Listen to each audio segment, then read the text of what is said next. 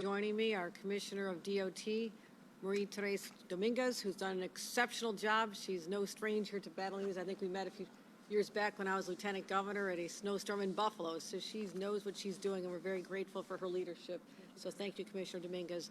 Also someone who's no stranger to dealing with all kinds of problems, which is why she's in her position today, and that is Commissioner Jackie Bray, the head of Homeland Security and Emergency Services, who by one of the reasons we brought her on was not just her experience dealing with crises, but also she was the Chief of Staff to the National Weather Service in Washington for many years, so that certainly those skills come to bear right now. So let's talk about where we are as we anticipate some weather events. And I'm going to talk about the most important word for dealing with anything, whether you're dealing with COVID, you're dealing with weather, or you're dealing with even getting ready for a big football game like last night. It's all about being prepared. And I want to assure New Yorkers that this team and thousands of people all across the state are prepared for the anticipated weather events, but I also want to send out some messages to the public as well. We are going to be in a situation where it's somewhat unpredictable. We are monitoring the weather very, very closely to see where resources need to be deployed. We're very strategic about this. We're anticipating, for example, coastal flooding on the shores of Long Island, so we're deploying resources there. We're anticipating higher snow events in the North Country, Watertown area, all the way over to Western New York, so we're deploying resources there. We're making sure that the utilities are ready, as we've seen before. Weather events, high wind up to 45 miles an hour, combined with snow and ice, can lead to power lines going down and literally paralyzing communities and homes where people lose power at a time when the temperatures are plummeting. That is a crisis situation for families, especially for moms and dads with little kids. I'm saying right now, prepare for the worst, have enough food, have enough batteries in your flashlights, be prepared for what could be happening this event or other snow events as we're still in the early months of winter. But that's in your own home. What we're talking about and encouraging people to do, if you have any travel to do for this holiday weekend, please do it today, the earlier hours before this all starts up this evening, because overnight's going to be very unpredictable. And with the darkness and ice on the roads and high winds, this could be a very dangerous situation. And we only have to look back at the images of what happened in Virginia not that long ago when people found themselves without food and water and their phones cell charged for literally 20, 30 hours on the road stranded. And we saw that. We know that can't happen in New York because New Yorkers are prepared. So if you have to travel overnight during the storm, we really hope you don't. Please stay home. But if your work requires you to be out or you have to be somewhere, make sure that you are fortified even in your own vehicle with food and water and whatever else you may need, including blankets and extra clothing. So this is about being prepared.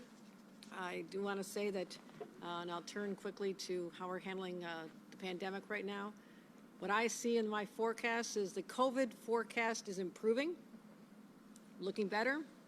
The COVID clouds are parting, but the weather forecast is deteriorating. So that's the situation we have. And I want to talk about very briefly our COVID numbers, and we have seen a major decline in what we're experiencing here. I watch these numbers like a hawk. I know how many people are vaccinated. I know how many people are getting tests, and we had a significant number of people getting tests yesterday. We had over, almost 400,000 people tested, and with that, we have a positivity rate of about 13% statewide.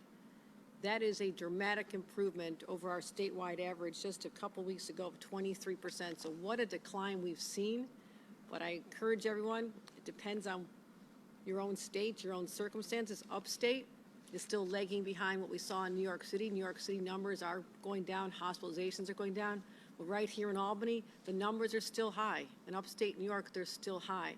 So the lagging indicator will be the hospitalizations and sadly more people dying in a couple of days, weeks.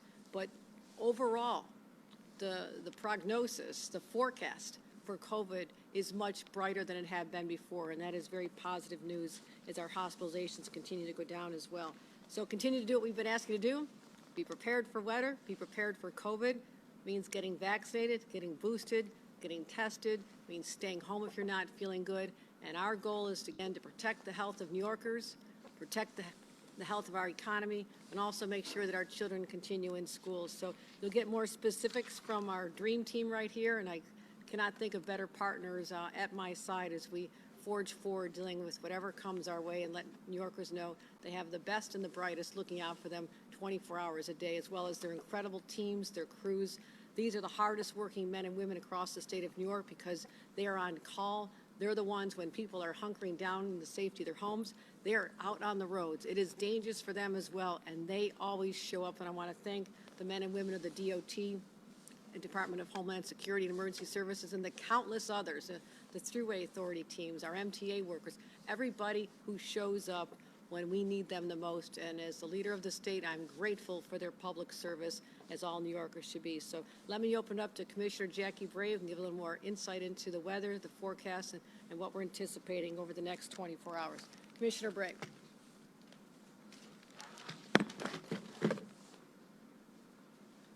Thank you, Governor. As the Governor said, we're expecting snow to begin from south to north around 7 p.m. tonight. Our major concern in the upstate region is the rate of fall. It's possible that we'll see 1 to 3 inches an hour across western and upstate New York. That's the type of intensity of snowfall in which we'd ask folks to not be on the roads. As the Governor said, gusts of winds up to 45 miles an hour.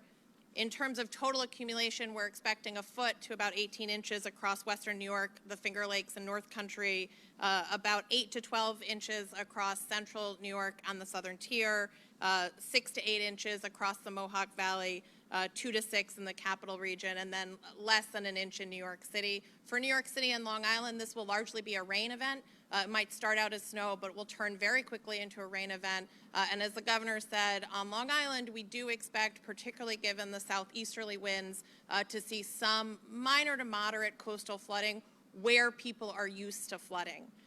In addition to what Commissioner Dominguez will talk about in terms of how we're managing the roads, we've got 7,000 personnel out with our utility companies ready to maintain and restore power. And the MTA has banned empty tractor trailers beginning tonight in the overnight on their bridges. And with that, I will turn it back.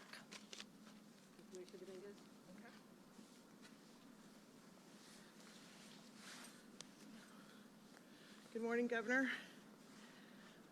So the Department of Transportation has been closely monitoring the situation with regard to this snow and ice event across the state, and we're prepared to respond with more than 3,400 operators and supervisors statewide. And we're really here to help our fellow New Yorkers make sure that we get through this storm together safely. Across the state, all of the affected locations are going to remain staffed by our personnel 24/7. We're going to have operations running around the clock for this event, whether that's making sure that our equipment is prepared, our mechanics are in place, working around the clock to make sure that the equipment is there, ready, and operating across the state. Our DOT staff is also equipped to deal with any kind of weather that comes our way.